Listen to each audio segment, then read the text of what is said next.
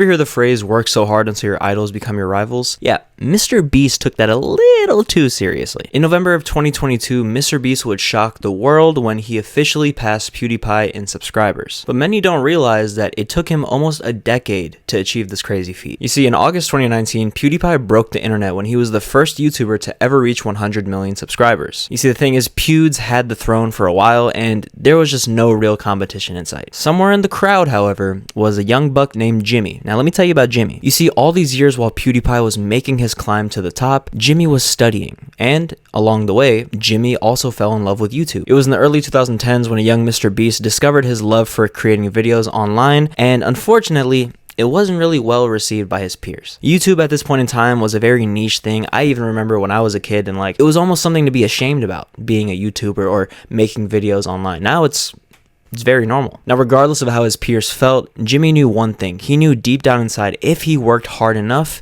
that he could be someone like PewDiePie one day, or perhaps even better. And so, he would spend the next decade obsessing, trying and failing, making all different types of videos. At some point, he realized that in order to get extraordinary results, you're gonna have to do things that the average person isn't willing to do. And so, he counted to 100,000 out loud. He said Logan Paul more than one human should ever have to say in their lifetime. And eventually, this became a career for him. His videos became so successful that he was even able to donate $10,000 to the man himself. And Jimmy kept going. With enough hard work and patience, he had truly realized that YouTuber dream. He established himself as one of the biggest content creators in the world. He made millions of dollars. He was having a good time making videos. He had every reason to relax for a bit, to bask in his newfound success. But this man, Jimmy, he had a bigger goal in mind. You have to remember why he started this. He didn't start this just so he could become a successful YouTuber. He started this so that he could become the best. And so he posted more videos. His budgets got bigger. He spent more money on videos. His editing got better. All of a sudden, it got to the point where everybody had to watch his content because he was just doing the most outrageous stuff. You had no choice but to watch it. And so it took a little bit more time, but his growth was exponential. And finally, he posted one of the most iconic videos that we'll probably ever see on YouTube,